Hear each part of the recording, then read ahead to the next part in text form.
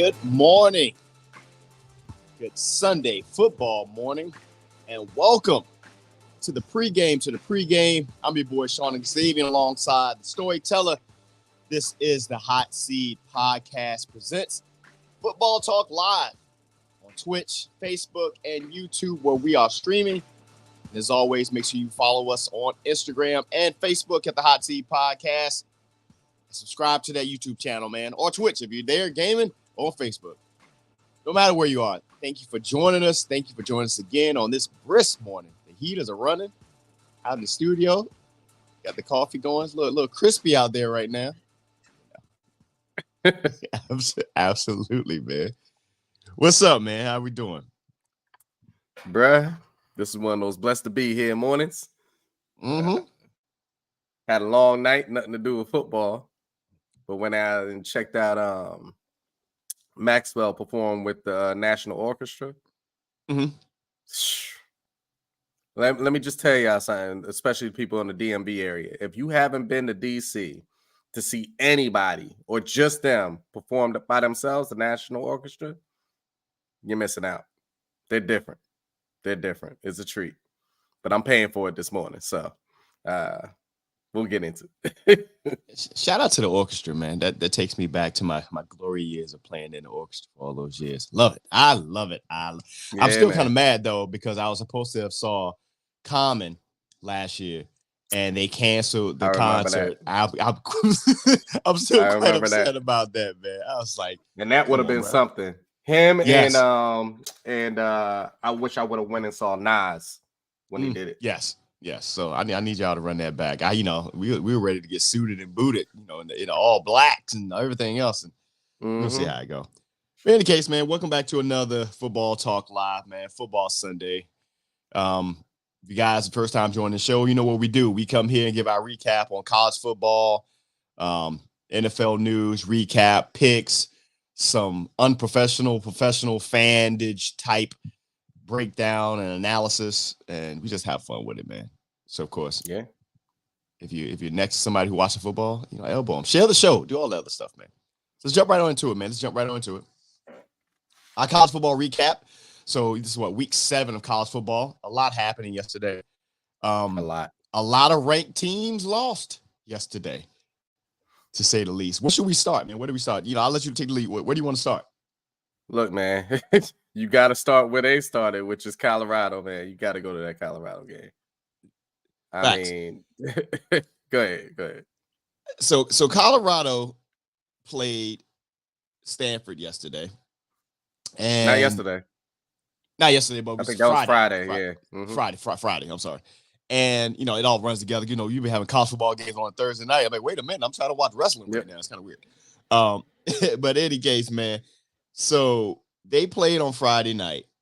And, of course, that's really the only game. Well, the prime game on Friday night. I forgot the actual game was actually going down. But in any case, Colorado was dog walking Stanford the first half. And it was safe to say that many of you may have turned that game off. That's only true. To wake up or look later and all it was it went up, and I don't even know I know we always want to put fault on who did what, but that was a complete collapse, man. Complete collapse. It was. It was a collapse everywhere, though. What's your take, man? Yeah, it was a collapse all over. I mean, offense, defense, special teams. There was nothing that you could just point at. It was a whole team. I mean, hell, coaching, whatever, water boy, everybody messed up out that joint. You're up 29-0 to Stanford, who's no powerhouse. It was a pretty bad breakdown. Right. And then I know a lot of people aren't gonna go to this just being the lose it result of the game, but I'm gonna go here because we give them a lot of praise. So we also got to check him too. And I'm not just going to Dion, his son. If you saw the game,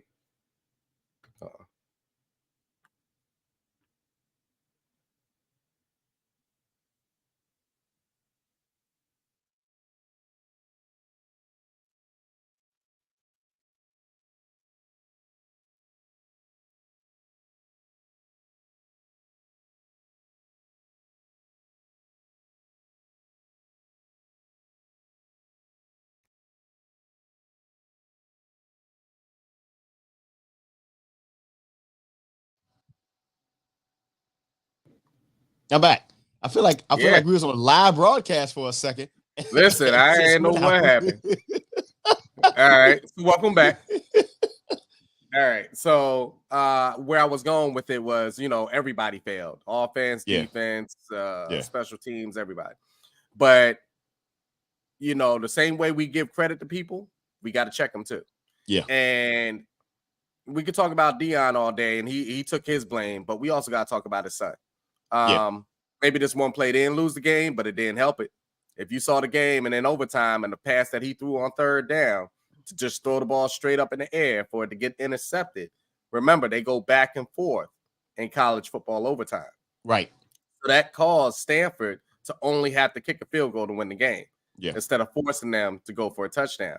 So much so that they made a first down in overtime and they didn't run another play. They just kicked the ball. They said, forget this. We ain't messing up. Yeah. And they just kicked the field goal. Yeah. So, and they won the game that way. And I'm sitting back and I was like, man, if he would have just held the ball, if he would just threw it away, they could have kicked the field goal and forced them to beat them by a touchdown. Yeah. So it's those type of plays that I sit back and I go, he's not there yet. He's not ready yet. And let me check it a little bit more. Stop doing all this showboating, throwing up your watch and all that type of stuff until you definitely win the games that you're supposed to win. Right. And you start beating some of these teams or come close to beating these teams that you weren't supposed to. Yeah, you did that in the beginning of the year. But after that, what are we talking about? Yeah. Well, what are we talking about? Yes, you're putting up your stats and things like that, but not so much so where you're flaunting at each and every game. You're flaunting at the games that you should have won. So same way we get the praise, man. We got to come down on them. Dion knew he took all the blame as soon as he came in there. I knew that press conference was going to be yeah. We messed up, and that's one thing I can respect about him. But he did not have his team ready in that second half. He did it. They came out lackadaisical. They came out lazy as hell. They just thought they had it. They outscored them. Travis Hunter. Yeah. They got outscored 46-14 in the second half in overtime, which was wild. What's up, Fred? 46-14. And there's a lot to unpack in that because yes, that part, yes, Shedeur is leading the FBS in overall passing yards, but like we said a couple of shows ago, he's also leading it in most sacks taken. He's looking like Sam Howell from my Commanders, man. He's been sacked 34 times. 34. His contemporaries, when now I think the whole Heisman thing, he's lost so much ground that man, just not even a conversation now. But compared to them, it's almost 4-1 as far as sacks. I think Michael Penix Jr., which we'll talk about in a minute, around 8 sacks. I think Caleb Williams, I think I saw something like maybe 17. Like half of that. It's the stats overall, he's accurate and stuff like that, but there's some things in the game, man. Like I don't know if it's the way that it's schemed up. Because even with all that aside, they were up 29. They were up 29 at halftime. So now it's a little different. It's a little different when you talk about college because at the end of the day, as much as we want to make them, man, they are still kids, and that momentum is a real thing. It's something that you can't really quantify analytically or nothing like that in college football. Momentum is different. But they, like you said, they came out flat to a team that had only won one game. Really. And then see, this is the thing too. You gotta pay attention to that score. Yeah. It wasn't like they were up by 29 and the other team had 20 points and they had 49 going into halftime. Right. That means the other team was scoring too. The other team wasn't scoring at all. Right. And they went into halftime and all of a sudden something switched. Now, yes, it could have switched on the other side too. Right. But that's why I say they completely dropped the ball. Whatever they were doing, they completely dropped the ball and they weren't ready. And that's a coaching, that's a maturity thing just on the kid side of things. It was, and it's something that they can learn from. Don't get me wrong. And yes, I do remember Colorado only won one game last year, but that ain't the team. This is a totally different team. Totally different team. Yep. They won 4 games this season. They may win a couple of more. They're trending towards probably ending with a 500 record. Which to just looking at the one win last year, that's a success for the most part, how they did it. Yeah. So yeah, absolutely. All halftime adjustments. That's on any level. Another game that went down this weekend, man, was one. I think it was probably the game of the weekend, and it was Oregon. Yeah. The Oregon game versus Washington. Mm-hmm. And that game was wild. It was wild to watch, man. The game was good. Like Washington and Oregon, they are that. Like they are those teams, man. And right now, one of the I mean, he's not even a Heisman hopeful. And I don't know if one game is going to change the minds of the voters because they're so bought into Caleb Williams. But Michael Penix Jr., the senior quarterback out of Washington, is like that, bro. He is like that. Like he really is.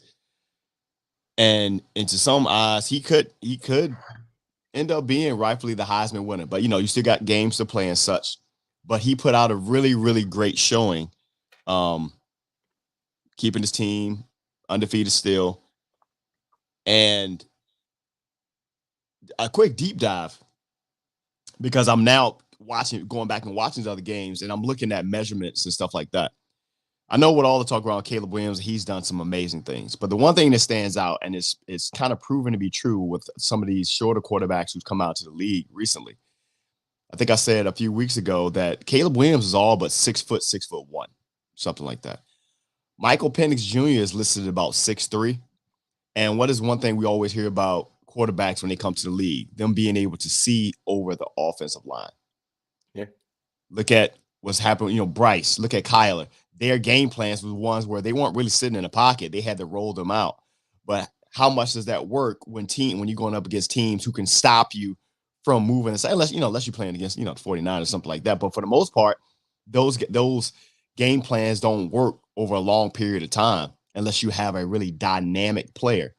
But it's going to be interesting coming out this year because this draft class is probably one of the better draft classes I've seen in the NCAA coming out of college football in quite some time, with Caleb Williams potentially coming out, depending. Michael Penix Jr., he's a senior, he has come out. Drake May. You got your guy, J.J. McCarthy, up in Michigan. They got a few guys, man. So it's going to be some teams that's chomping at the bit. And we'll get into that to the NFL segment. Some games that actually went there. We were talking about people who lost. So, of course, now Washington, number 7 or number 8, they may move up a portion in there. But you saw number 14, Louisville, get beat by Pitt.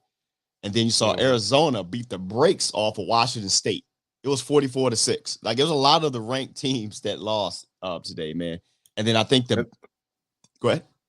No, I was about to say, and there were teams that were ranked at 1, but didn't look too great. One of those I want to point out, Alabama's not there this year. I think Nick Saban know that too. Yep, they are not it this year. And when you see him complaining about everything from what Deion was doing to all the other stuff that was going on, instead of just focusing on his team, you kind of knew, just like you said, that he knew his team wasn't going to do. When you're paying attention to everything else, you just know something is up. And they're not it this year. They scare no one. The upset. I don't know if this was an upset at all. Maybe what was upsetting about it was the performance of the quarterback, and it was the Notre Dame USC game. And Notre Dame After them going in, Notre Dame has dropped a couple of games. They pretty much are out of the whole college playoff, scenario now with them having their couple of losses. But they go in and beat USC 48-20. So not only did Caleb Williams probably have his worst game as a quarterback, he threw 3 interceptions in that game in the first half, if I believe. But that defense in USC has been suspect all season. Yep. I mean, they damn near lost to Colorado. And Yep. if Colorado played a little bit smarter, perhaps they may have won that game. But the number 10 USC team, Trojans, lose to number 21 Notre Dame. So that's gonna take USC out of any college, playing for any national championship at this point, unless you see Washington like really go in, and even then Oregon in this case. So I don't know if they're going to be able to overcome that. And then of course, Mizzou go in and beat Kentucky 38-21. A lot of the traditional basketball schools Make all up of a their sudden mind about. I'm confused. They blew out Auburn 48-18. Right. And Auburn's one of those teams that no matter if they're ranked or not, they can cause trouble. Right. Every single time. Right. And they show up this week and just on the betting side of things. Yep. I sat back week after week betting with LSU and then betting against LSU, and every single time they burnt me. So I'm not even touching LSU for the rest of the year. But it's just so strange to me what a difference a week can make with one team back and forth. I mean, they are a straight roller coaster as far as LSU. You have no idea what you're going to get from week to week with them. So I don't know if that's just a coaching thing or not, but something is strange over there. And then how you feel about your? Bro, I'm so frustrated. So frustrated. Like I'm frustrated. Like I'm frustrated. Even though they lost, this. they I know. Look, this one is so I got you. It's one of the mornings, I guess. I'm so frustrated with the Miami Hurricanes. I swear to Lord. So they go in to halftime 17-14 over North Carolina, which is a solid squad, bro. Carolina is a solid squad. Again, like all these traditional basketball schools this year balling out. Duke, Carolina, Kentucky, all these places. And then they give up 21 straight points in the third quarter. And it's turnovers. It's undisciplined football week after week, whether it's from the players or whether it's from the coach. And we saw that debacle that happened last week. I'm glad we didn't do a football talk last week because I would have lost my everlasting mind on how they just gave that game away against Georgia Tech. And there were some hiccups in that too, but they had a chance to win. They had the game and they whatever. Yeah, man. They're 4-2 right now. They won't. Their opportunity to win the ACC, I don't know if it's there because they showing that they can't compete with some of the much better teams in this case. Drake May ain't even have a crazy day. He was like 17 or 33, average day. But interceptions by Tyler Van Dyke. The running game is what I worry about in Miami. Like, remember when Miami was in its heyday? And I know this is football now. It's all about the quarterback, but the running game, the running backs coming out of Miami was that. That was, from your Clinton Portises, the Willis McGahee. You got Edgerrin James. I mean, it goes on and on and on. And now I think they get so sideways. You can get away with running the ball in college. You can. Look at Jonathan Taylor. You can get away with doing and winning. I don't know what they got going on down there. I know they got, Jason Taylor down there on the defensive side, coaching and whatnot. But I'm starting to get a feel that the players, I don't know if they're fully bought into Mario Cristobal. Like situations like last week with him pretty much the coach costing them the game for the most part with a bad call. And then the way this game played out, I don't know. You can lose players, man, when you start losing to teams that you think that you should beat. I don't know if they should have beat Carolina in this game. I mean, they had the opportunity, bro. They just kept turning the ball over. They literally just kept turning the ball over. Turnovers. Turnover. It was, and then penalties. So I'm driving because I'm driving. I'm in the car and I'm driving. Carolina had roughly, I want to say like 11 or 12 penalties for over 100 yards and penalty yards. They had just as many penalty yards as Miami had rushing.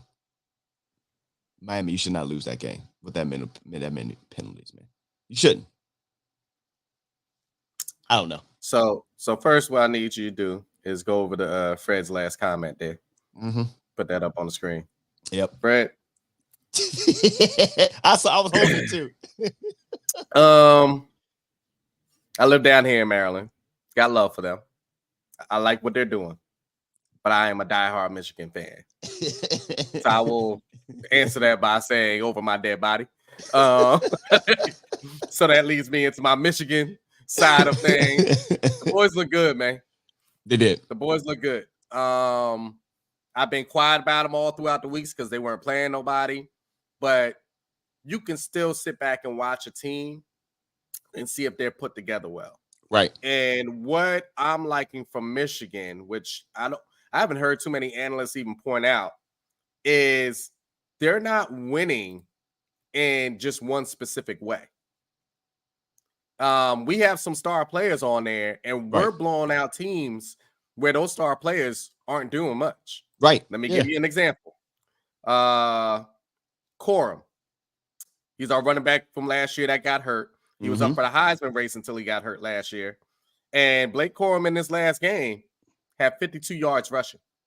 He scored 2 touchdowns, but he had 52 yards rushing. Right. The person that came in for him last year, Edwards, that blew everybody out the water. They're like, wow, they got a 2-headed monster down there. You know how many yards rushing he had yesterday? I think like what? Just like 60? He had 20. He had 20. Got you. Now he scored also. That's 3 touchdowns right there. But if you put both of them together, they're just breaking 70 yards. That's the rushing attack. That's what Michigan is known for, right? So then you have McCarthy, J.J. McCarthy, that came out. He only threw 3 incomplete passes. Passed for over 200 yards, threw for 3 touchdowns. But then you go, okay, well, that's where they won the game at. Their star receivers is Johnson and Wilson. Those two combined had 4 receptions for 29 yards. You see where I'm going with this? Yeah. Their receiving core that was catching yesterday was Loveland, which is, I believe, their tight end. Morris, Edwards out the back row. They're sharing the ball so much, and then their defense is so dominant. Like Indiana scored in the first quarter, they never scored again. And that ain't the first time throughout the season that Michigan has carried it that way. They're different. It's a different swag that they have. That's the only way I can kind of describe it. They are ball hawks on defense. They know exactly when to rush. On the offensive side, they're taking their time. What Michigan does, honestly, they wear a team down. Yes. They don't care if a team is up 17-7. We're about to go into halftime. They're sitting back looking at their fans like, just hold on. Don't worry about it. We're good. And then they'll come out that second half and just pound it, 2 yards, 3 yards here, quick screen here, quick slant here, and then boom, there's a big pass. They just wear you out, and then the defense wears you out. So I like what I'm seeing. Of course, I got to see that against a Penn State, against the Ohio State, things like that. I have to see those type of games. But I really do like what I'm seeing because normally we're so highly dependent on those stars. Right. So that's what I like from Michigan this year. What's your take? Well, I keep up with cause I'm such a big Jim Harbaugh fan. I would love to have Jim Harbaugh coach my professional football team, but no, cut that out. Cut that out. I'm saying. But Jim Harbaugh has been one of my favorite coaches since he was at Stanford. And then him coming to San Francisco. San Fran, yep. And then Michigan. And one, I will say 2 things. That imposed suspension was a blessing in disguise. Like that really was, because I think they believe, a lot of people thought that with that suspension happening, that was going to be like a death nail to Michigan early on. That I think that only made them even better because now it forced the assistant coach, everybody to raise their level of performance. Two, this is even with them being good in years prior, but when you had Aiden Hutchinson, those guys, and Corm, all those guys there, but they seemed like you said, they were unbalanced. They had 11 receivers catch the ball yesterday. 11. Nobody, and like you said, their top receiver was 80 yards. JJ McCarthy is getting some Heisman interest. Will he win it? No. But he's getting some interest. And then I think they had about 3 or 4 interceptions on top of that. This is the most complete team I've seen Michigan have. And it reminds me of what he built in San Fran.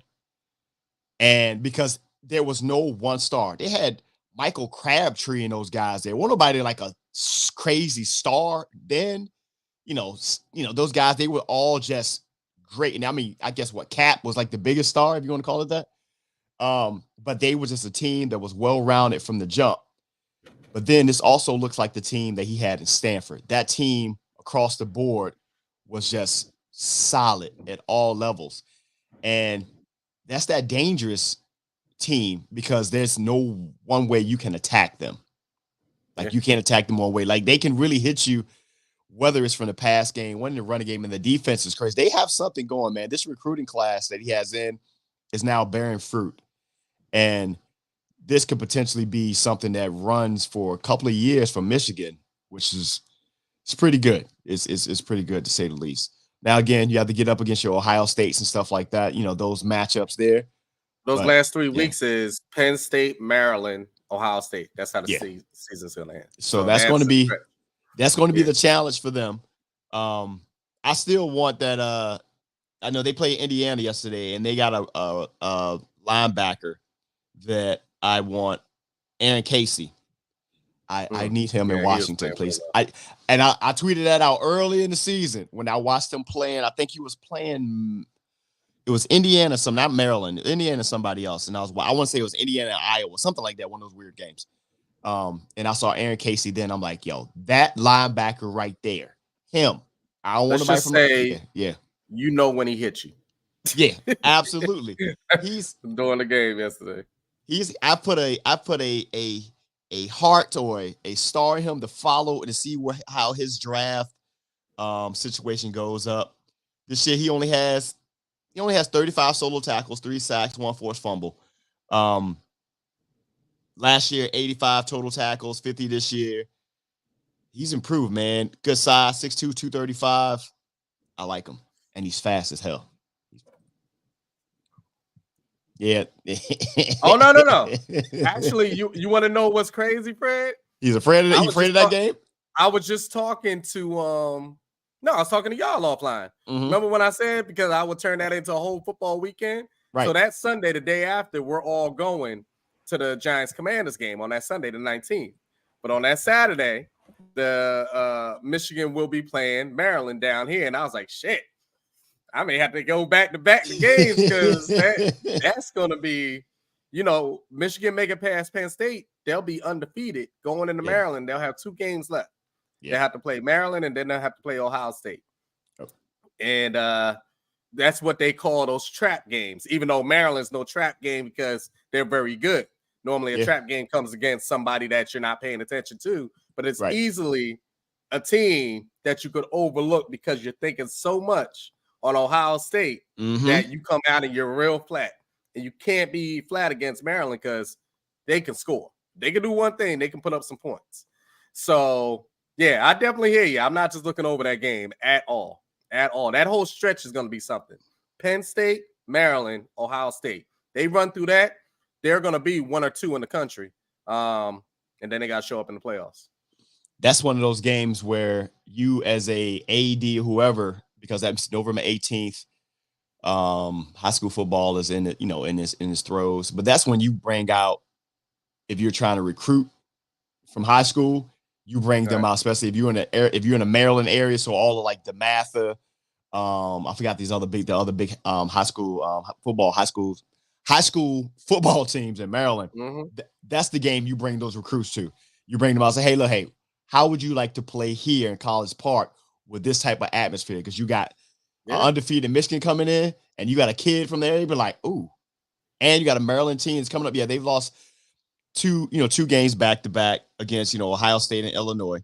The Illinois game they lost by 3 points. But they look pretty well this season. They got Northwestern, then they got Penn State, Nebraska, then Michigan. So they got a little tough stretch coming on. But if they can squeak out some of these games, man, at least going with maybe no more than 3 losses, hopefully. That will be a good game, bro. That's a big time Saturday game, man. Good morning, Earl. Good morning. How you doing? How you feeling? Okay. How are you? You watch any college football this weekend? I watched the Colorado game. Of course you did. And I'm disappointed. Quick take. What you got on that game? Quick take. I don't know. Dave kind of said it the other day where, definitely need some humility. I think, too, they need to learn how to close out games. It's funny because in the third quarter, when they scored that first 6 points, I had a feeling. I was like, I knew they about to come back and win. Mm-hmm. I fell asleep, woke up, checked the score. I saw 43-46 in double overtime, Stanford. And 2, when I saw how that kid – that wide receiver on the other Stanford was getting off. He had like almost 300 yards. Yeah. I said, that's crazy. I think also, too, I think they bought I think they overloaded Travis Hunter too much. I think they should have just let him play one side of the ball, just first game coming back. They probably should have played some more of McClain. I don't even know if he got in the game. But yes, they need to come to the front of the congregation. Like because I knew it was coming. That's a game that they should have won. And they coming up on the bye next week, so they got 2 weeks off. But it's like, y'all should have won it because it's not like the rest of their schedules is like clear. Like they got a couple of teams left, so I don't know. You got to take care of games you're supposed to win, especially. And I think it's not even the fact that this was close. They was blowing them out. They came back. So I don't know. Yeah. So question for you guys. I don't know if you guys saw any of that. Did you guys see at least the highlight of that Florida State Syracuse game? Who won? I see the highlight. So Florida State won that game. Okay. But there's a receiver, Keon Coleman. Man, listen. From Florida State. Yes, when the opposing coach says, and this is a quote exactly from him, from Dino Babbers. He said God was showing off when he made him. I'm gonna send it to y'all the link. There's a catch that Keon Coleman caught. Man, listen, it looked like it was going to be an overthrow by the quarterback. But when I say he went up, and you see a lot of one-handed catches in this case, but it was like my man went straight stretch Armstrong out there and caught the ball as he had to at least be 36 inches off the ground to snag that. Like he is, wow. And then he punt returner, speed is crazy. Like he's one of those receivers, man. He has great hands, and I wanted to pull up his measurables just to see, and I'm looking at it right now. So of course, they did win a game, number 4, Florida State. Florida football seems to be back. Jordan Travis, their quarterback, is actually in talks for Heisman consideration as well. So Keon Coleman, 9 receptions, 140 yards. Keon Coleman is 6'4", 215. Sound like the Giants need him. Bruh. I just saw this catch. I just saw the catch off of Syracuse. Yeah. You saw it in the middle of the field, like in the middle of the field? Yeah. Yes. Yeah, that is if I had Giants for everybody. We'll get to that.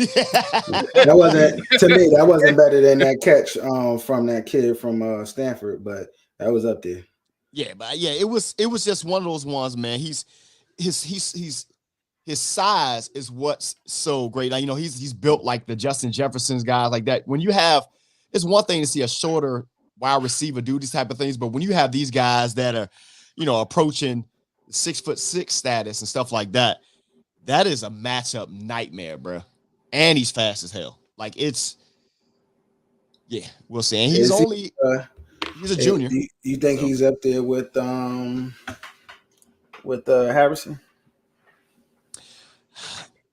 Not because I'm gonna say no because of this. Marvin Harrison Jr. footwork is so crazy.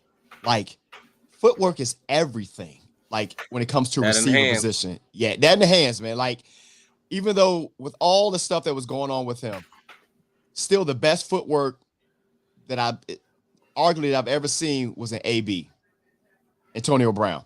Footwork, bananas. Forget everything else. Just the footwork alone is insane. I say between And him and Chad. yeah, Chadrick is crazy too. Like, they both, man. And so it was, and they, and to Dave's point, gotta have those hands. So you got a kid here like Marvin Harrison footwork, Jr. speed, all that type of stuff. If you ain't got hands, none of it matters. Yeah. So it's at that point. It's good, exactly. man. But yeah, of course, man. It was. It absolutely was. And now back in the day though, Gary, though, that catch he caught, that safety would have blew him up.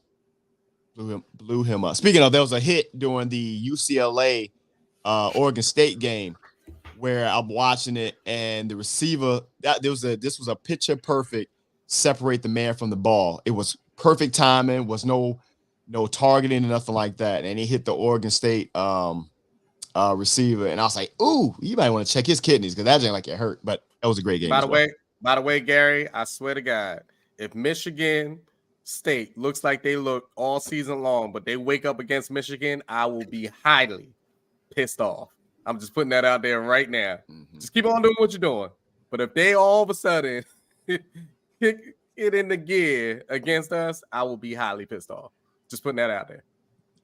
Not to go into that story, but I charge anyone. We talked about the Michigan State stuff that was going on with that coach, and there was so much information out there globally that we forget about certain things, and this may not be important to everybody, but for everyone who got into, got their draws in a bundle because they went slanted one way, I charge any of you to go read what has come out on that story now, and we hinted on it during our episode a few weeks ago. That everybody was so quick. Yes, the head coach there was so in the wrong just for putting himself in that position. But man, if you listen to what's coming out on that story now, you will find that not everything is what it was made out to be. Which means that he's probably going to get a lot of that contract from Michigan State. That's all I'm going to say about that. That's all I'm going to say. This is a Hot Seat Podcast presents Football Talk live streaming on Twitch, Facebook, and YouTube. As always, make sure you follow us on Instagram and Facebook at the Hot Seat Podcast. And then subscribe on the YouTube page itself, man, at the Hot Seat Podcast or Twitch, wherever you follow us there. Shout out to one of our first subscribers to the Hot Seat Podcast Plus. Starting at $3 a month, you guys can get premium content, whether you're submitting content to the show as a producer or a future guest on the show or free merch. We had our first subscriber come in there, so I appreciate that aspect, man. So from the college, yeah, that's rough, Gary. That was I can't even. From the college side to the football side, man. Let's jump right on into it. So Thursday night we had a game on the NFL side, starting off week 6, and I want to title this segment "Warming Up Leftovers." What do I mean by that? A leftover. That's something that at the beginning, it probably tasted really good. And there's only a couple of leftovers that taste good after the fact. One of them is spaghetti. I said if I ever open up a restaurant, I'm going to make a meal that's called Day-O Spaghetti. What I mean by that is, it's no secret. You make the spaghetti sauce the day before, and then you let it sit overnight, of course, in a temperature control, stuff like that. And then you serve it next day with fresh pasta. Called the spaghetti the next day is great. Cold chicken, not so much. Certain aspects. One thing that isn't good though when you reheat it up, well, two things. One is Russell Wilson, and the other is Sean Payton. Those are two leftovers that I would not be willing to heat up. It's kind of like heating up pasta from Olive Garden and all the oil just separate, and it's just no good. Or warming up a piece of pizza in a microwave and that shit turns into like death. They played against the Kansas City Chiefs, and even though it was a very low-scoring game, the defense in Kansas City is crazy. They held Russell Wilson to about 90-something yards. Jared Jeudy is getting bullied by Steve Smith. Bully bad. Leave that Bullied. man alone. Leave that Out man alone. on what side? Steve Smith or Jared Jeudy? No, Jared Jeudy better leave that man alone. He Yeah. better do his research. He ain't the one. Yep. Right. He got a whole job at NFL Network, and he shows he doesn't give a damn at all. Nah. My man was like, look, I said what I said, and go back to the studio. Oh, this is the same, my bad to cut you off. This is the same cat that he on the middle of the field.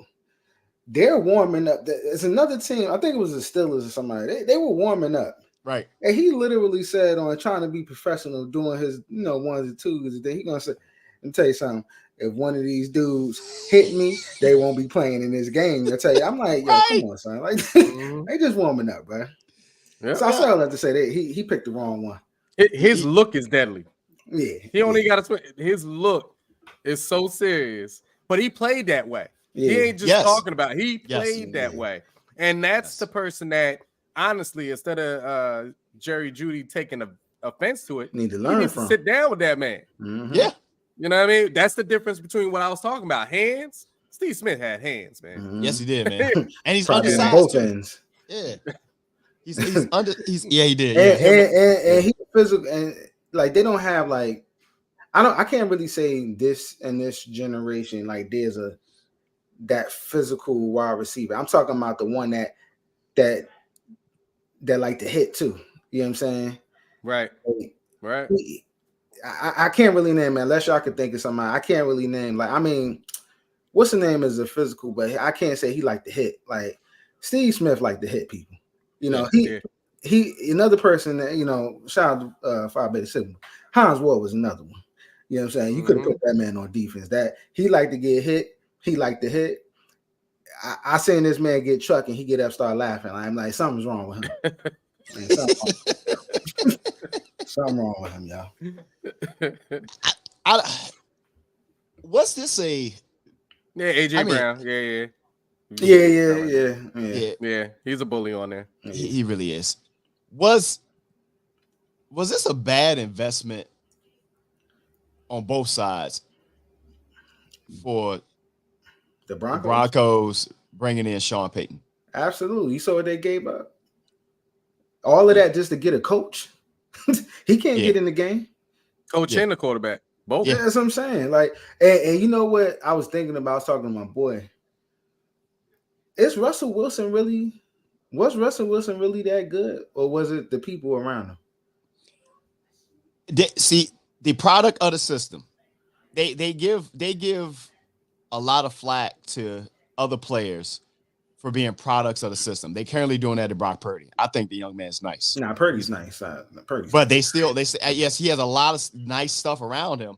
But if product of a system was a person, that looks like Russell, man. That looks like Russell. That Legion of Boom and Marshawn Lynch, that was the Seattle Seahawks. You saw what they became when they left. I mean, a lot of people, they dislike Richard Sherman for good reasons and for bad ones. But he said what he said, man. Like, they don't give them enough credit to what they were able to do in Seattle. And something that Fred said that I really was saying, that he only called plays that was in Russ' wheelhouse. He really did. But see, this is the thing, though. Even the plays that was called for him, a lot of his success were from broken plays. It was. If you remember, it was broken plays. I'm talking about plays that lasted 7-8 seconds. Yeah. So that amount of time, the play has already broken down. You're just scrambling at that point. He doesn't scramble that same way anymore. Mm-hmm. You know what I mean? He can't break away from somebody the same way he was doing before. Right. And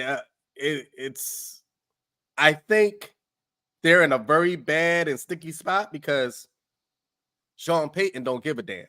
None. He's coming in with the mindset of, I'm going to turn you into Drew Brees. He's not Drew Brees. He never was. He never played like him.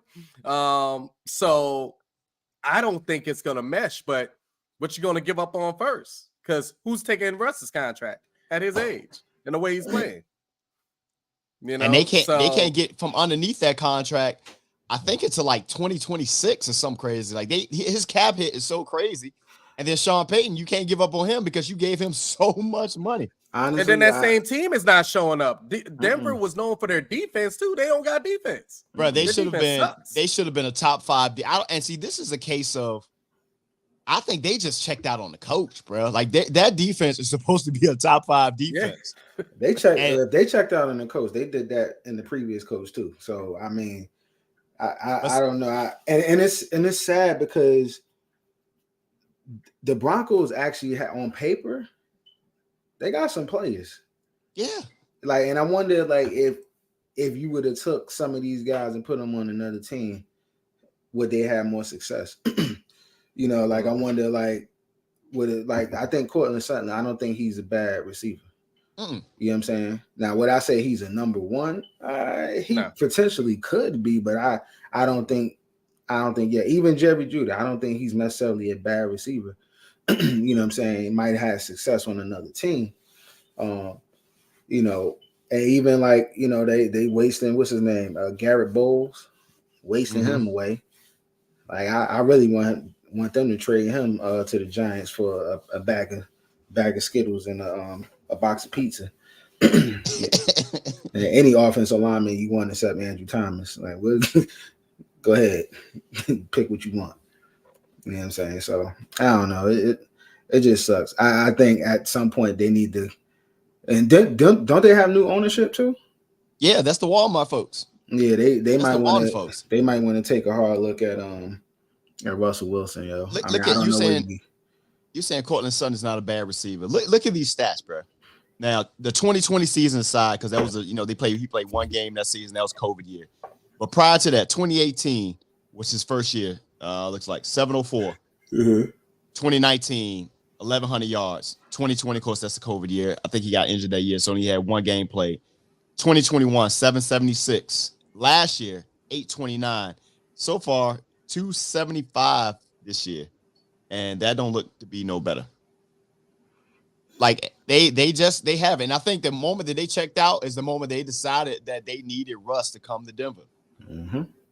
And it did. I mean, you remember the memes from last year when they were just like the meme of what was that? Was that Melvin Gordon that was staring at Russ sitting on the sideline, and Russ was like drinking out the Gatorade bottle, and he was looking away, and Melvin Gordon like he was about to fire off on him. It's rough. It's rough in Denver, and there's no way out of it because how you got so much money tied up in your quarterback alone and your coach. And your coach obviously don't want the quarterback. The quarterback obviously isn't going to fit whatever system they're trying to put him in. It's all for naught, bro. They won one game, and I don't see them winning any other games anytime soon. I don't know. Stop doing all these retreads, bro. There's a lot of youth in the league when it comes to coaches. They ain't it. Sean Payton was on the NBC desk for a reason. Sunday Night Football. He was there for a reason. Should have left him there. So that is a leftover that you do not want. Facts. You don't. Speaking of that, man, this for that, man. So we're like 2 weeks out from the trade deadline, week 8.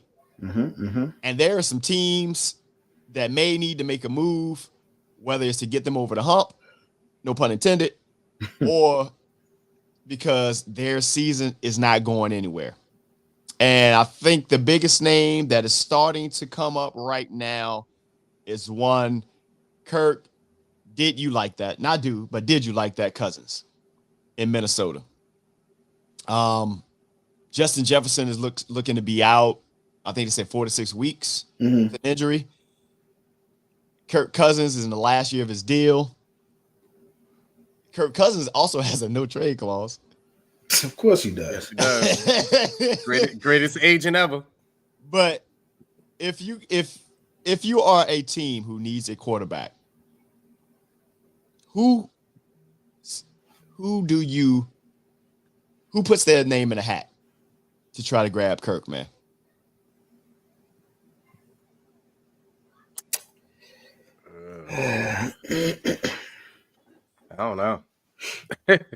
Because it has to be a team, once again, and he has a no trade clause.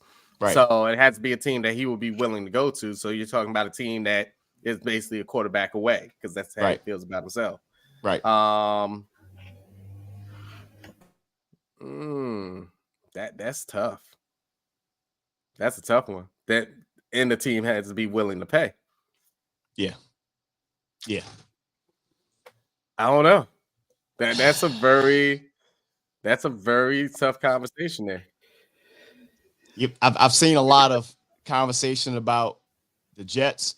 This is something that I sent on Twitter earlier this week before this conversation even came up, and it won't happen, but it's interesting. And he said it. Fred said Washington could use Cousins again. I was talking to one of the I think the Washington Post folks, something like that, and I was like, yo, just stick with me for a moment, just in a moment of desperation, because the season is kind of crazy and the offensive line is not where it should be. I said, what if completely out of their character, Ron Rivera and Marty Mayhew got desperate and sent some type of crazy package to Minnesota to bring Kirk back to Washington? Would that be worth it? Here's the thing, though, to save there, because right now all things are trending. Ron Rivera and Jack Del Rio won't be there at the end of the season. If they want to try to stay there, and they need, even though you have a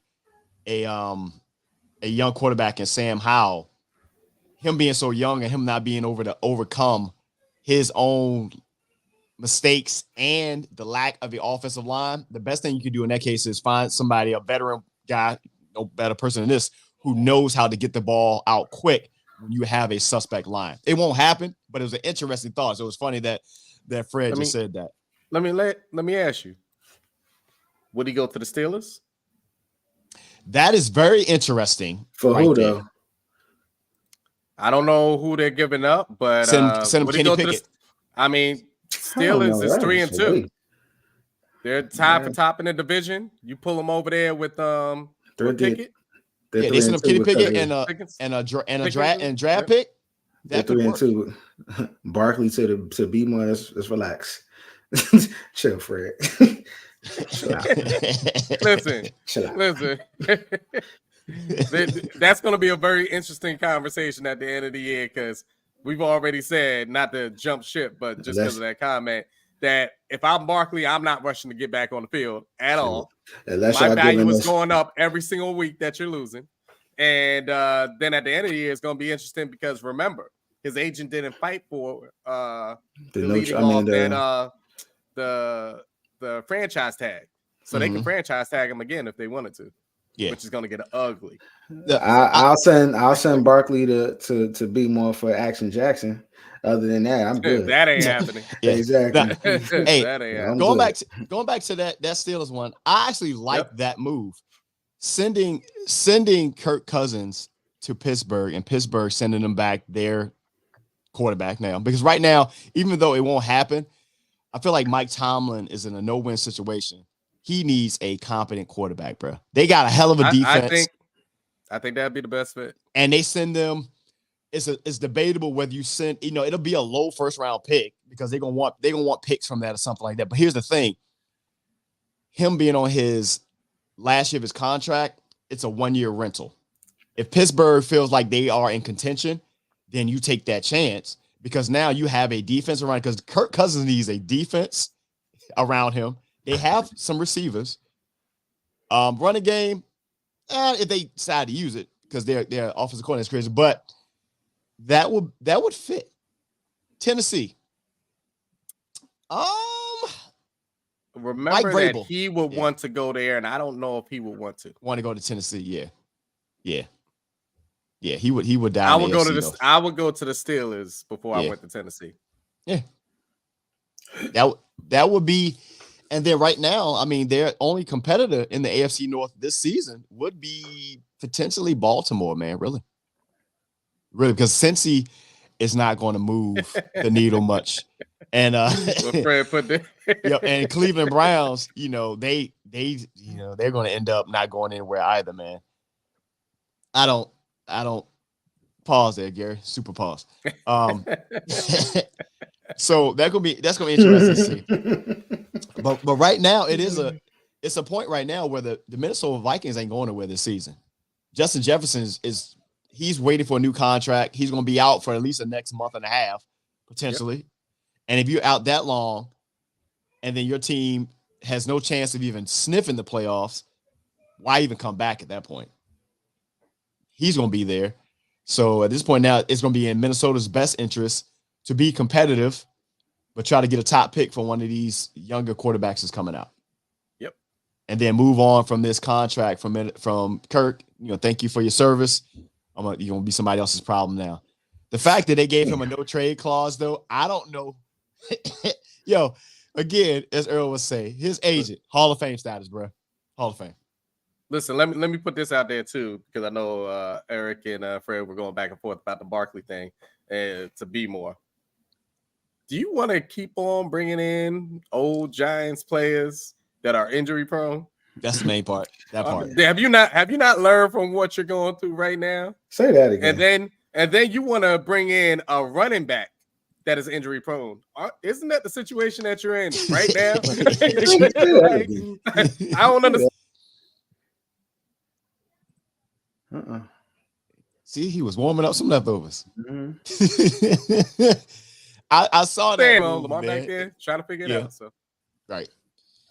That was it. I just want to say that. And on top of that, look, they talk about the Giants field being a problem. I feel like M&T Bank field. Well, that ain't even the crazy thing is I can't even blame the field this year. Because that ain't even been an issue this year.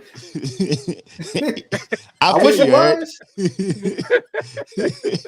I mean, I feel you at this point, man. I guess you can. I would just want to run it back there that stays healthy, that's consistent. Yeah. Give me close to 1,000 and just be consistent. 1,000 adjacent. Yeah, that's it. That's it. Give me. Hey, here's one for you, man. And it won't happen, but.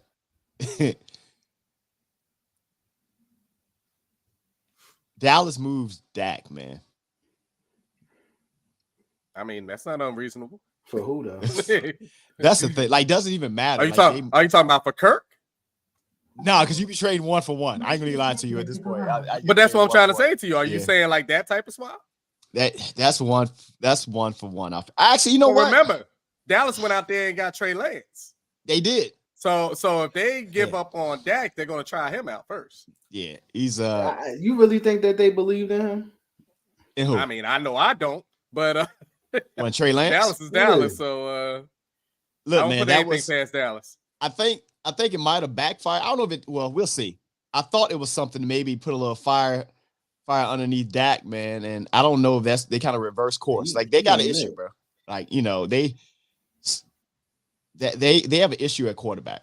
They have an issue at quarterback. Doesn't show up for the big games. Yeah. Can he get you to the playoffs? Yes. Yeah. But those big games like this year, 49ers, the games he's going to play against the Eagles and stuff like that, he doesn't show up for those games. Yeah.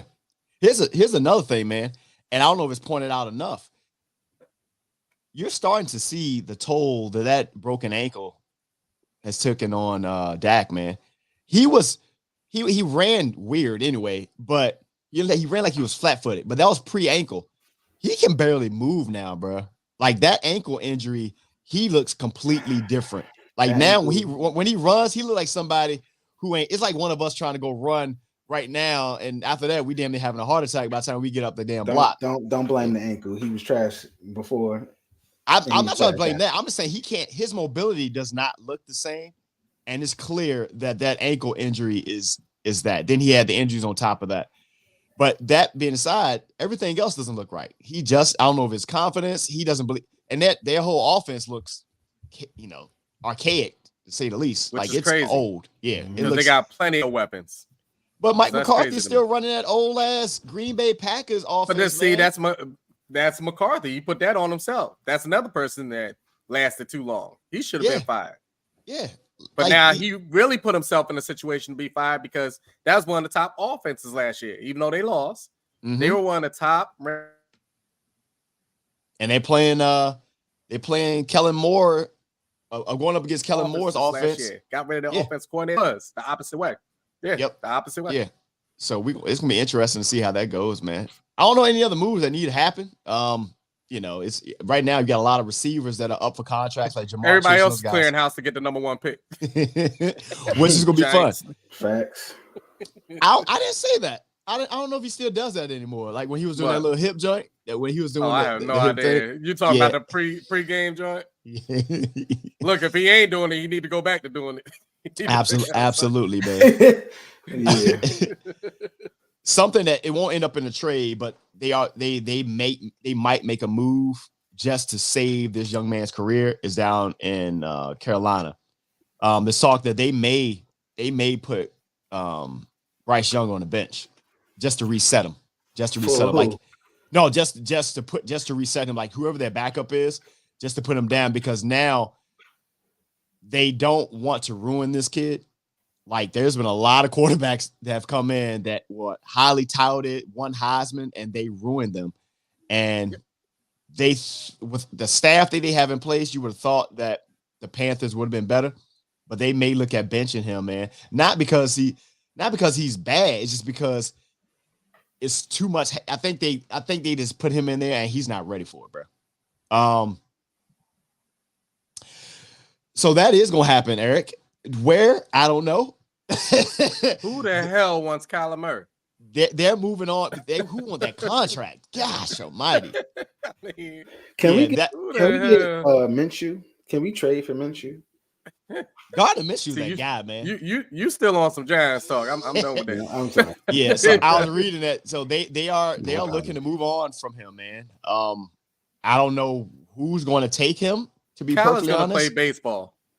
You're gonna see him pop up. Yo, that'd be wild. Like if he pitching, we'll take him down in the Nats. We need pitchers, I respect him there. You know what I'm saying? I mean, facts. He was a pitcher. I'm telling you, that's right? What he or whatever he was, outfield. I don't know. We need something.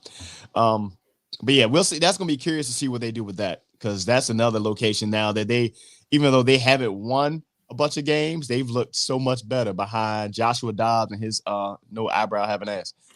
My bad. Yeah. Too much. Way too much. That Matt Flynn situation. Yep, that's what it looked like. Much. I remember that contract. They signed him all that money, and Matt Flynn went, and then that was it. Yeah, that one game. He was in Green Bay. Another great agent. Another great agent. That would be interesting there in Atlanta, Fred. Because he has an arm, but who's going to be willing to put up with the? Who's gonna be willing to coach him, man? Like they seem together something solid, and that type of move can really set them back. Yeah, if they went out and got married, I would trust in something else that's out there. Why would Sean Payton want to go from Russell the Wilson situation that he has right now to another person that's not gonna listen to him? Yeah. I would. There's no way in hell. I think he might fight. He need to get quarterbacks that's over 6 feet, because clearly these ones that's under 6 feet ain't no way working for him. I would re-retire on the spot if I was Sean Payton and they brought him in there. They go from one bad contract to another. That's non-reading playbook ass. Nah, we ain't doing that. Nah. Somebody said Kyler be using that play call in Madden where they be like suggested plays, and he just be like, "Yeah, I just it's 4th and 1. 4th and 1. We doing all bird." I saw something. I was playing on the sideline while the game was going on, and they told me.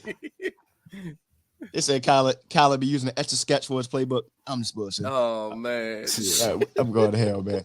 Oh, this is the Hot Seat Podcast. Football talk live streaming on Twitch, Facebook, and YouTube. At me if you want. I don't care. Of course, you can hit us up on Instagram and Facebook at the Hot Seat Podcast, man, and subscribe on the YouTube channel at the Hot Seat Podcast and share the show, like it, all that other stuff, man. So, y'all got anything else, man, before we get into these picks? Not really.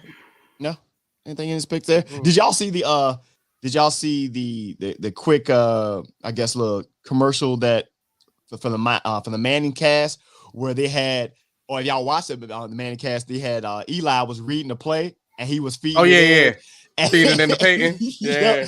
And he would show you the good way the offensive coordinators communicate and a bad way to do. And then you heard Peyton was like, shut up, I got it. Yo, that's all I will say. That's how that is too. As a coach, I understand you want to make sure that your quarterbacks have everything that they need.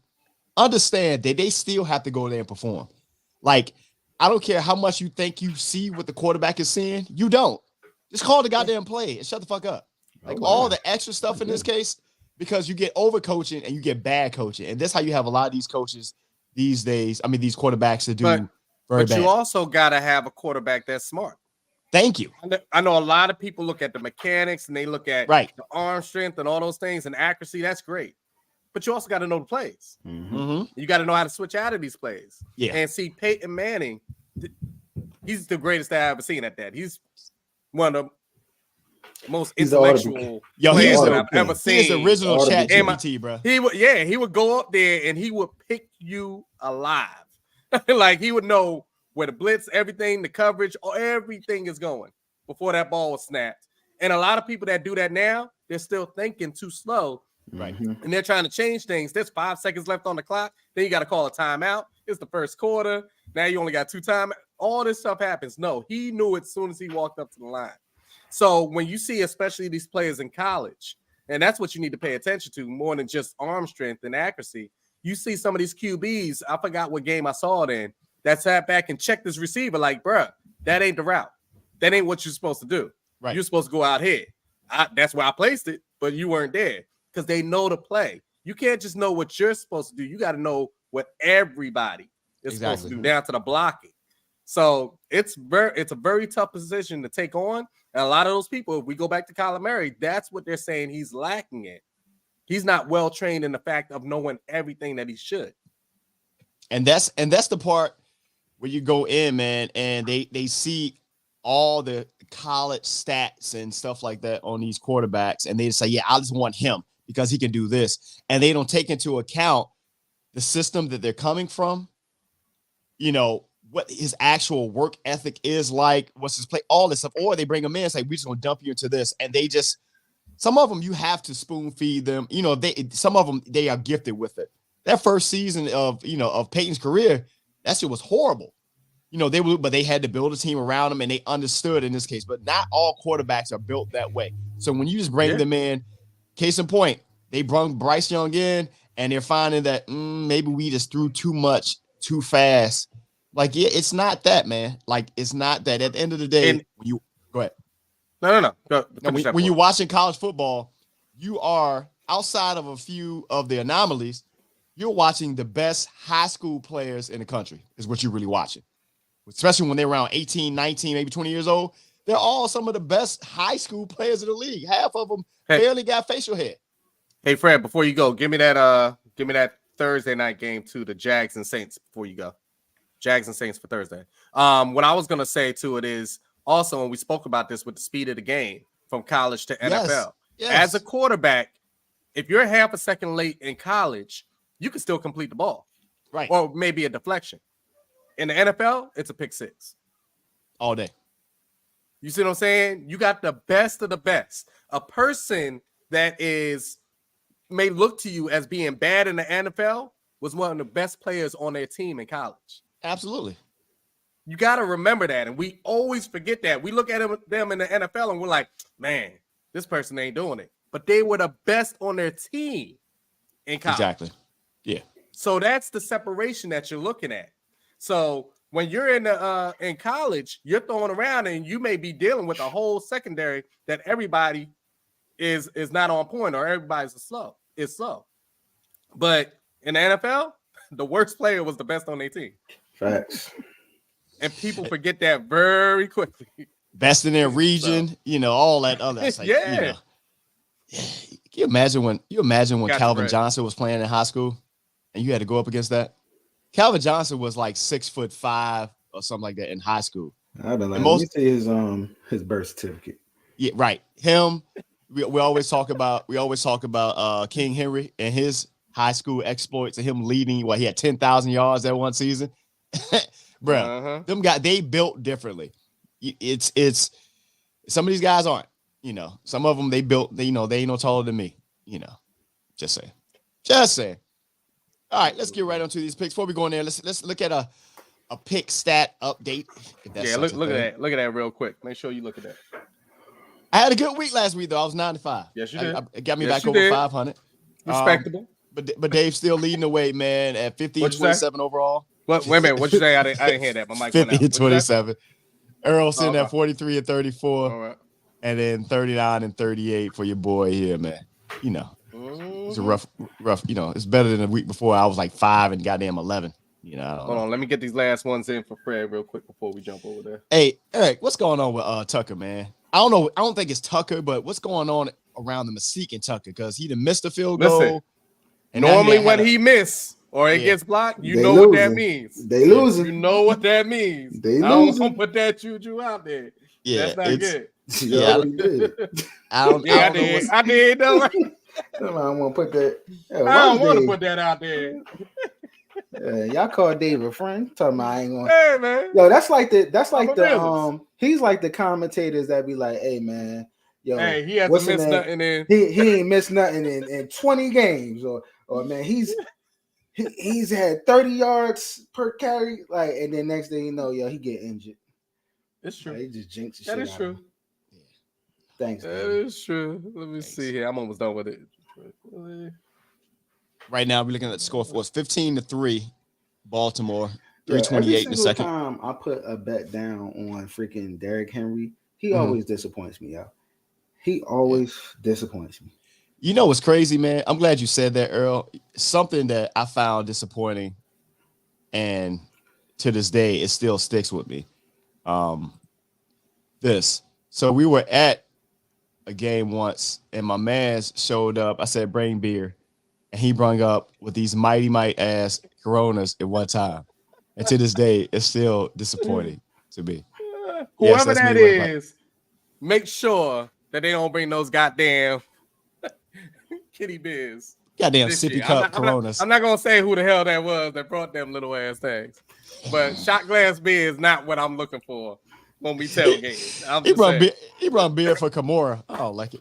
Yo, listen. He brought beer that you mix with your rib sauces. y'all and where it's done. Y'all ain't about to get me out of my pocket on this nice fine. Hey, that's that beer you put on your refrigerator as a magnet. That's what that jug is right there. That's the first beer that you taste because you just started drinking. It might as well be. It might be. Oh man. Oh. He's a Redskins fan, so it might be a black and mild. Yeah, there was a black and mild, man. We was really not inward mode at that point, man. Yeah. Shout out to my man Earl, man, with that tiny ass. You didn't put up the other joints, Eric. I didn't have yours. Which one? I had Gary and Malik's for their picks. Hold on. We're not doing the overalls, but I know Gary. Last week, Gary, you were 9-5. Malik was. I did. It was at the bottom. Oh, was it at the bottom? Yeah, it was at the bottom. Well, Gary was 9-5. Malik was 8-6. Yeah, it was on the bottom. I'll say it again. Yeah, it was running back. Yep. 86.95 last that joint. Yeah, that joint is blended in. It said, yeah, and I said, and this should have been week 6. I said it said week 4. I apologize. We was doing that at the last moment this morning, so it was fun. Yep, could have been a goal. Yep, a golden mile. Absolutely. Let's get into some picks, man. We got here, bull jabbing. Let's go. Assholes. Cute ass beer. Go ahead. So we're in the Ravens-Titans London game right now. I think all three of us had Baltimore in this game. Yeah, we did. I'm pretty sure we did. London is living it up right now with all our NFL teams. I'm loving it. I'm just waiting for them to say that Jacksonville was up there. I was just about to say that. I'm surprised the Jags ain't playing. Now, did you guys also see, and I'm not surprised that the NFL is actually discussing the possibility of playing a Super Bowl in London in the future. Let's not do that. It's possible, man.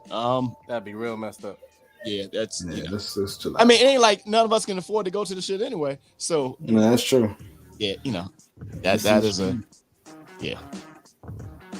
I know who Eric was going to pick in this game. So really, all I need to know, Gary, were you going to pick the Ravens or the Titans? Before the score that it is right now, and that don't really mean nothing because they can Baltimore can still blow this game. Especially with I'm just saying it's true. They can happen. It's only the first half. God damn. Yeah, there's no home team advantage for Super Bowl unless you go to Buffalo, because them motherfuckers travel everywhere. Shoot. I don't think they're trying to have another cold Super Bowl. Nah, not at all. First game up, Commanders at Falcons, man. Oh God. I'm going with the Falcons. Oh God. After this mini bye that the Commanders had, I think every fan in Washington wanted Ron Rivera's head on a platter. Thing is, there's nobody to put in his place. You can't necessarily put in Eric Bieniemy because you want to see him to continue to develop the offense, man. But I will say this: they lose this game with 2 games for the bye week. I wouldn't be surprised if they send Magic down himself and be like, "Yo, go ahead and give me them keys and that key card and go ahead and roll up out of here." I said, that being the case, man, I expect them to win today. And go and get up out of here. Yeah, go ahead and give me Commanders, man. All right, I'm gonna go with the Commanders too, just because I need y'all to win so we can have the top pick out of the NFCs. Who you got, Earl? You got. He already said Falcons. He don't listen. I said Atlanta. Mm-hmm. Vikings at Bears. Hey, well, we didn't talk about the other one. Both of these teams need to make a move. They need to send Justin Fields somewhere, and they need to send Kirk somewhere. I'm gonna go with the Bears. The Bears been playing pretty decent the last couple of weeks. They do. To your point, Gary, not only with the best concession prices, but did you guys see the overhead view of the cameras that they got down in Atlanta Stadium? And it shows you, it's the dopest thing I've ever seen from a stadium. So it shows you Atlanta got something going, bro. Gotta love them. Good old Wakanda. Love it. I got the Bears. They got any other receivers in Minnesota outside of Justin Jefferson? Addison. Okay. And then you got Mattinson for the running back, right? I believe so. I got Minnesota. I got Minnesota there. Because Kirk win these kind of games.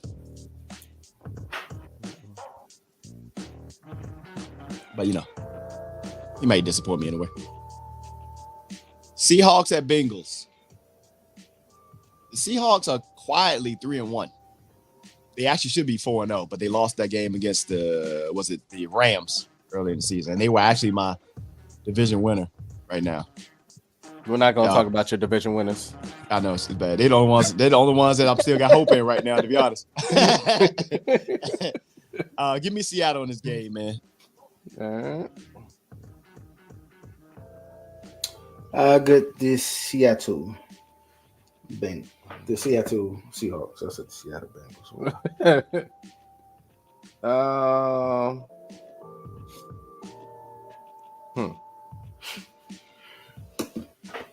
This will be my one off. I'll take the Bengals. I like it. 49ers at Browns. They have no Deshaun Watson. I feel like they haven't had Deshaun Watson since they signed him.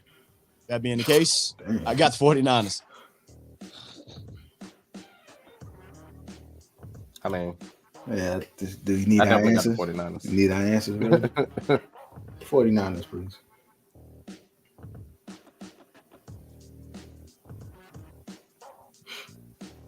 I think it's safe to say everybody got the Niners on this one. Let me find out that Malik ain't shopping because he's responding quick. First time for everything.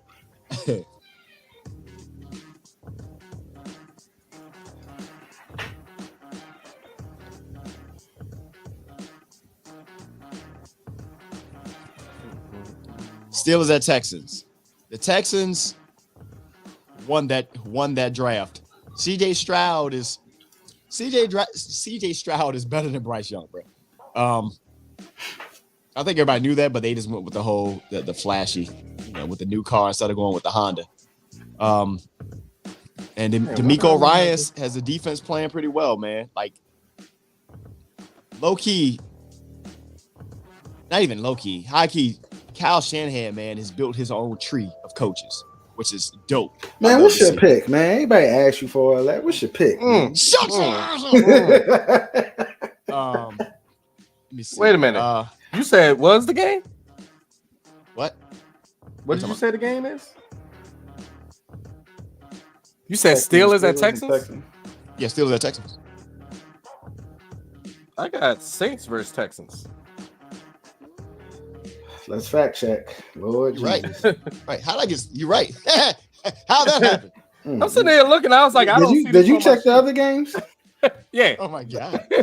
How did I do that? How did that happen? What was I looking at there? For everybody that made that pick off of what he just put up there, just know it's Saints versus Texans. Yeah, they both start with an S, man. I don't know. You giving all these soliloquies and shit, and you can't get the game right. He was about to break that joint Right. down. Too. You know what I'm saying? Breaking the wrong shit down. Oh man, you're right. I don't know how I did that. I still got the Texans either way. I got you. I got the Saints and the Texans, man. I don't know how that happened. I don't know. Yeah, I got the Texans. Yeah, I got the Texans, man. But either way, yeah, Kyle Shanahan, man, he does have his own tree, man. That's D'Amico Ryans. Still talking about this shit. What's name up playing the Rams? Hey, man, look. I'm just saying. Got to get some commentary to the picks, brother. Oh, man. His car back. So. He might check real quick. I believe so, sir. Let's see. He still got them little cups on his helmet, so he can't hear nothing. It's kind of weird. I don't know, for that supposed to blur out the noise or something like that. Colts at Jags. You know what? I'm gonna go with the Colts because Gardner Minshew is playing. I'm going with the Colts. And Jonathan Taylor will be playing, right? Yeah. They're playing at home. That's not That's even home field advantage for Jacksonville. Jacksonville, I feel like if they were playing in London, Jacksonville will win this game. Yeah. Because they are inconsistent from week to week. I'm going with the Jags.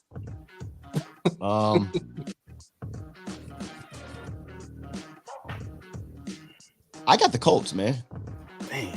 I like it. I got the Colts, man.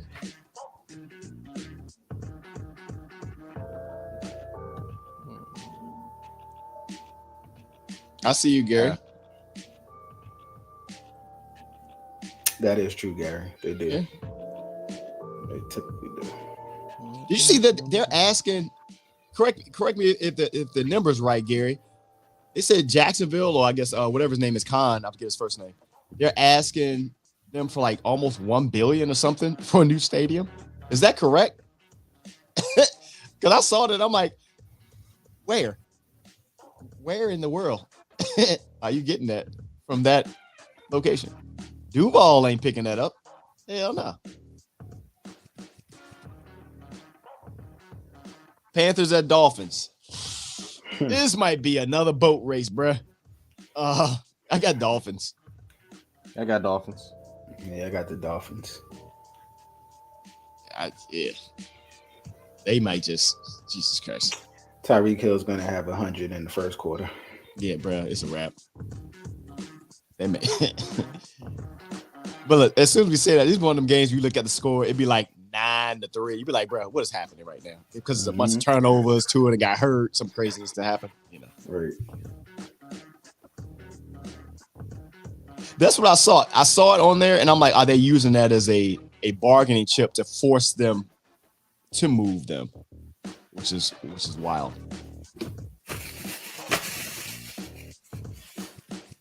It is. And not this Sunday. They're gonna beat the brakes off the Panthers. Not with my money going up, Gary. Pats at Raiders, man. I got Raiders. Raiders. Yeah. I got the Patriots, man. Bill Belichick need to prove that somebody ain't better than him.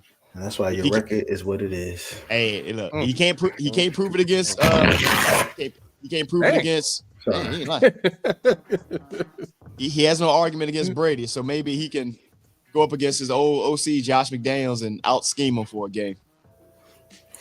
They got a defense, so it's gonna be a long day for Mac Jones. The Patriots defense is better than the Raiders defense, by the way.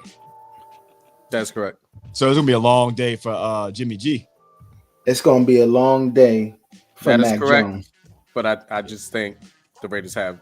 It's gonna be a long Yeah, day for Mac Jones. Remember, I said that. We got you. Just It'll be a long. remember Jacobs. It's They don't gonna have to be depend a on no long Garoppolo. day for Mac Jones. He may not make it out of the first half. Mac Jones wants to leave right now. He Oh would be my somebody's backup before being the starter for the Patriots right now. Is this the game of the week? Maybe, I don't know.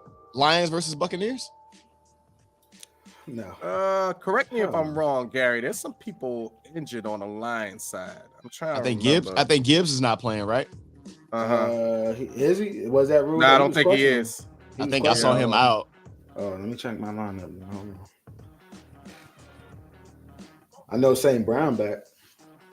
I'm still taking the Lions, but I think there's some people out. To what time, Gary? What time they flex it to? To the 4 o'clock. The 4 o'clock game. Yeah, 4:25. Damn, Gibbs is out. Well, shoot, if they flexing, they need to flex that goddamn Giants game at us Sunday night football. I saw that too. Do we gotta do this, people? Do we have Oh to do my God. this? I got Lions in this game, man. I got Lions. I think they're gonna smack around Baker a little bit. I got the Lions.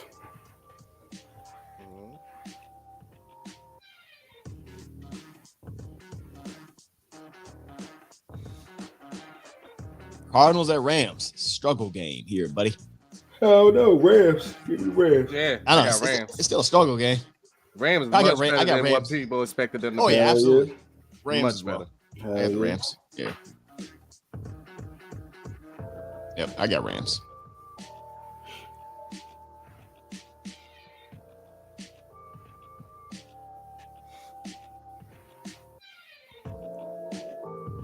Eagles at Jets. Eagles. I'm going with the guy-made flying engine. Yeah, I'm going with the Eagles. man-made. Yeah, I got Eagles on this one. You know, Sauce Gardner is out too, right? Mm-hmm. Yeah. You know, a concussion, right? Mm-hmm. Yeah, it's been a long morning, brother.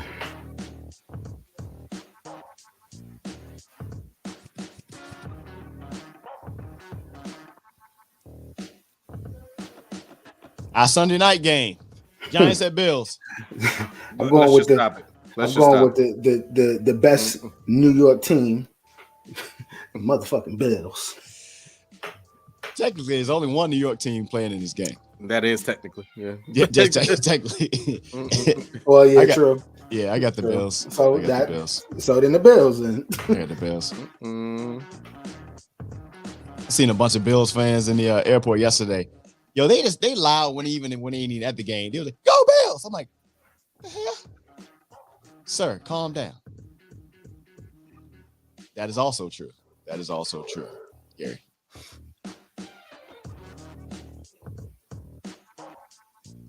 What is the commentary going to be like for the Sunday night game? That's not even. Oh, like Number one, better be glad it wasn't Monday, because Eli's just disgusted at having to talk about them. Oh man, but look, it's okay because y'all don't have to deal with that, but you have to deal with this one though. Cowboys and Chargers. If you think Eli discussing with the Giants, man, listen, their commentary between Dak and everything is gonna be hilarious. Cowboys and Chargers Monday night game. You got Mike McCarthy, I guess putting his wits up against, his old OC who he got rid of because they said that Kellen Moore was the problem. Obviously not.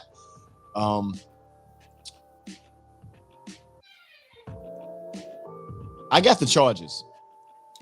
I got the Chargers. Yeah, I got the Chargers too. I hope they beat the brakes off of these motherfuckers. I got a hot take for you guys on here. I'm gonna tell you something before you go into that though. Okay. While we sit up there and we tear down the Cowboys, right? Oh yeah. I gotta be real with you. Yep.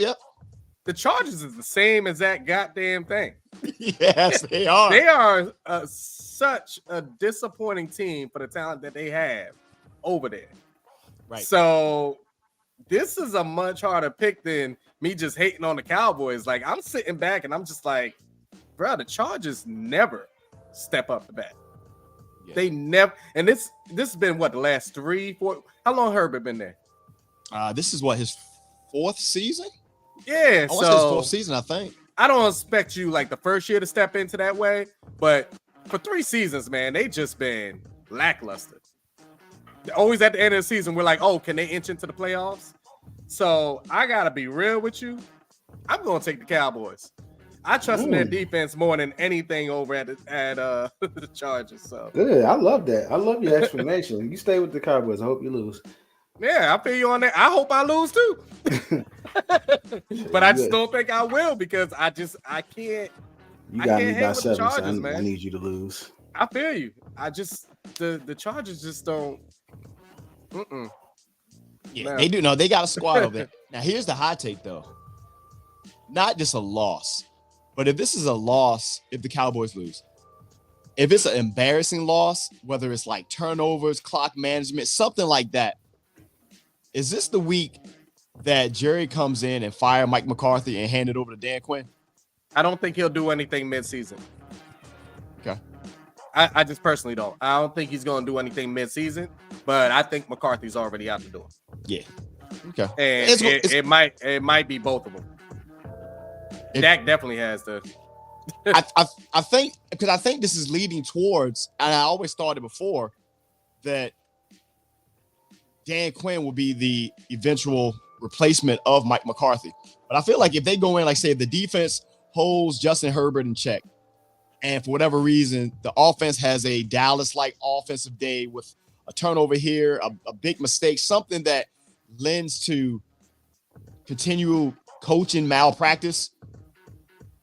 Jerry, get on that Monday morning radio show or even after the game and say some shit, be like, ooh, Mike McCarthy may not be there come Monday or come Tuesday morning. Yeah, but he's, and I spoke about this offline with a diehard Dallas fan, George, we all know. Right.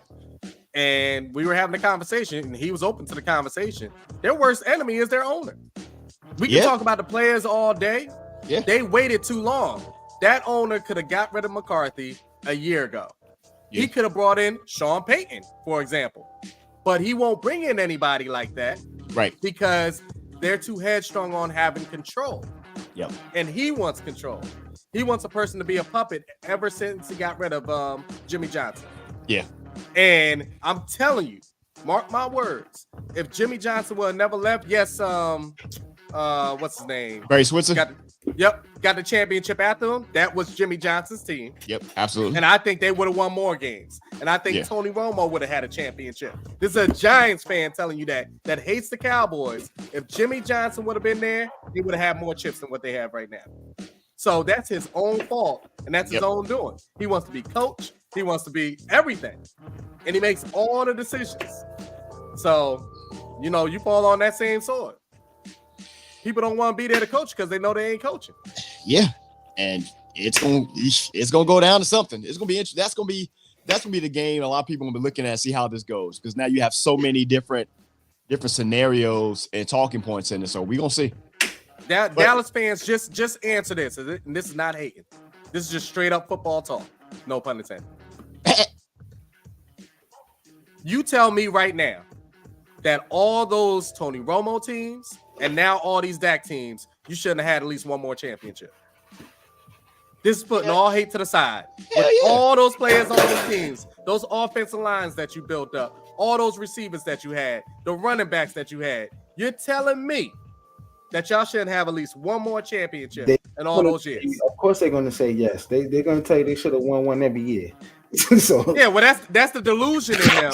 But if we're being real as far as football talk, we all know that they've had the teams throughout the years that should have been competing for championships year after year. and they just don't. Yeah. And it always comes down to the same stuff. So that's their own fault, man. And now their team, as talented as they look, this team is not as talented as the one that had Amari Cooper on it, a young CeeDee Lamb. You had both. You had Zeke not being the over-the-hill Zeke. You had a young Tony Pollard. The offensive line was a little bit more healthy. They didn't have Micah then, but the defense wasn't that they had I think, what was it 13-3 season they went, something like that? I think it was 13-3 they went that season. Yeah. Yep. And then you saw how that went. Yep. Not good. So Thursday night game, Jaguars at Saints. I got Jags. Jags should win this game. They should win this game. Calvin really, that year off that Calvin really had, was it the year off, I guess, has done him wonders. Like, he looks amazing. Like, dear Lord. He's down in Jacksonville, so you don't hear about him that much. But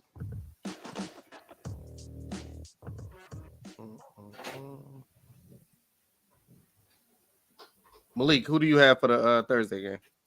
Jags Saints. You must have started shopping.